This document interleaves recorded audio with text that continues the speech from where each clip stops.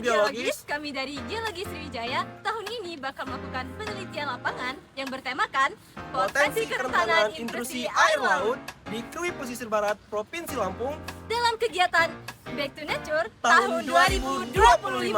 Stay tune!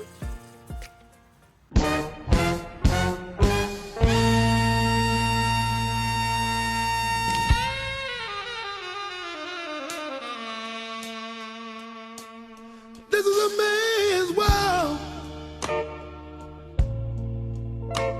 This is a man's world.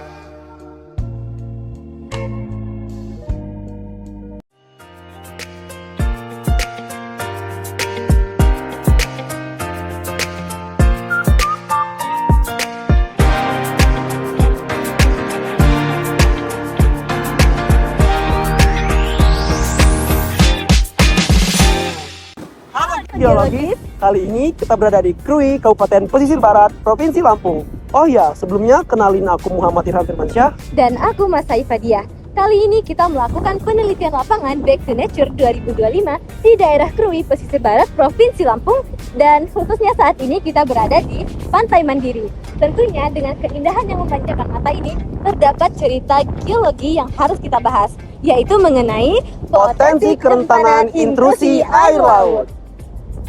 Di daerah Krui ini mempunyai akuifer yang dangkal dan zona pasir pantai yang cukup permeabel, sehingga ini dapat menyebabkan banyaknya potensi atau kemungkinan air laut dapat menerobos sistem air tanah. Nah, hal ini dapat terjadi karena adanya beda tekanan antara air laut dan air tanah, dan bisa juga disebabkan karena pengelolaan yang tidak bijak serta penggunaan air tanah secara berlebihan. Tapi sebelum lebih lanjut, intrusi air laut itu apa sih, Am? Jadi, intrusi air laut merupakan kondisi di mana air laut menerobos ke dalam akuifer air tawar. Hal ini disebabkan karena bedanya tekanan atau berat antara air laut dan air tawar sehingga mampu menerobos ke dalam akuifer air tanah. Namun ada sebab lain, yaitu adalah pengambilan secara berlebih dari air tanah atau air tawar itu sendiri.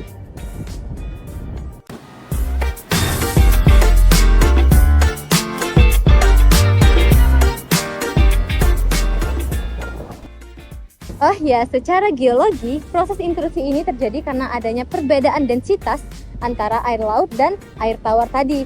Nah, air laut ini lebih berat karena mengandung banyak garam.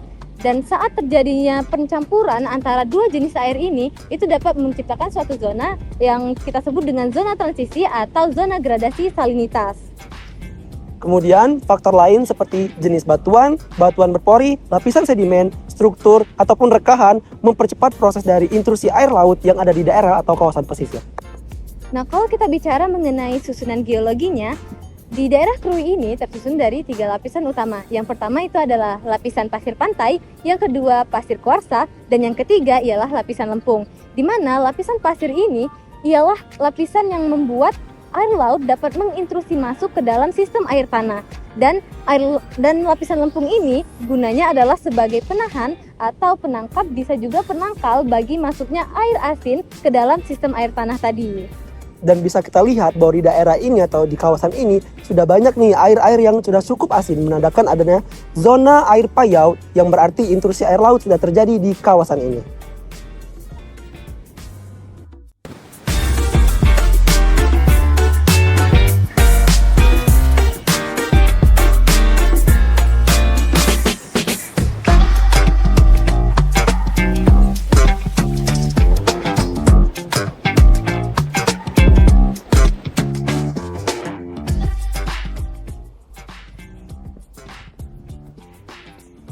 Bentuk lahan marine merupakan bentuk lahan yang berhubungan dengan laut.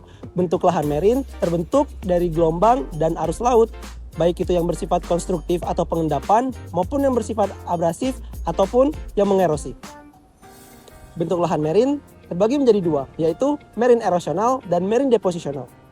Bentuk lahan marine erosional ialah bentuk permukaan bumi yang berada di sekitar wilayah pesisir yang terbentuk karena gelombang laut, arus, serta pasang surut dari air laut itu sendiri. Biasanya akibat proses tersebut menghasilkan beberapa fitur geologi. Salah satunya yang ada di pantai saat ini ialah sistak. Jadi sistak adalah pilar batu yang tererosi atau terisolasi dari sea arch atau lengkungan laut. Nah, lengkungan laut itu sendiri merupakan hasil erosi dari gua laut.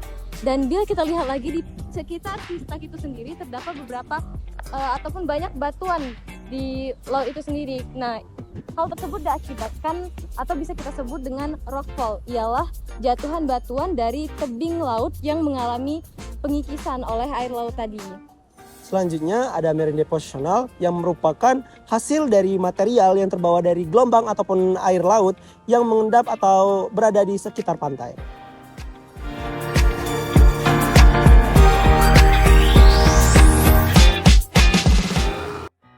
Penelitian ini dilakukan dengan pemetaan geologi, pemetaan hidrogeologi, serta analisis kualitas air tanah. Analisis kualitas air tanah sendiri dilakukan dengan mengambil 10 sampel air sumur pada daerah penelitian serta melakukan pengukuran muka air tanah. Kemudian dalam penelitian ini kita menggunakan alat TDS dan pH meter, serta tujuan dilakukan penelitian ini adalah untuk mengetahui kerentanan dari potensi intrusi air laut.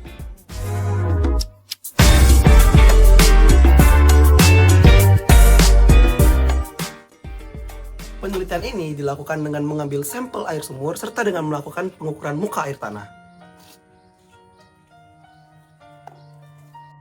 Sampel air sumur yang sudah diambil kemudian dilakukan pengujian menggunakan alat TDS dan pH meter. Tujuan dari pengujian ini untuk mengetahui kualitas dari air tanah.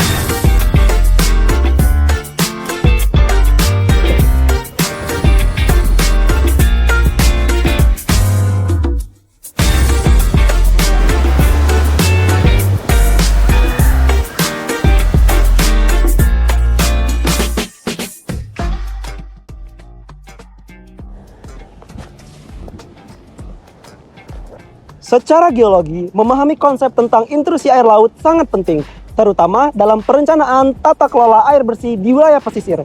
Kemudian juga menjadi bagian dari konservasi terkait sumber daya air bersih di daerah pesisir.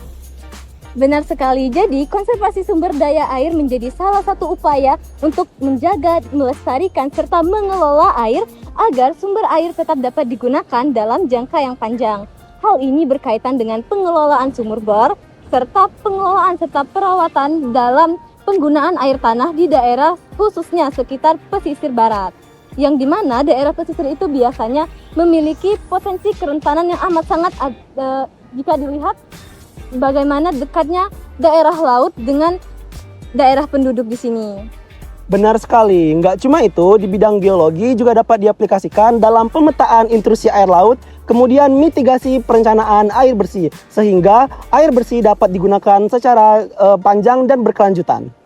Jadi tadi merupakan penjelasan terakhir mengenai perjalanan atau penelitian lapangan yang kami lakukan mengenai intrusi air laut di daerah Krui, Kabupaten Pesisir Barat, Provinsi Lampung, dalam kegiatan Back to Nature tahun 2025. Kalau begitu, sampai jumpa di Back to Nature tahun 2026. Geologi, kuning satu korsa, semangat jiwa kuarsa, gas, gas, gas!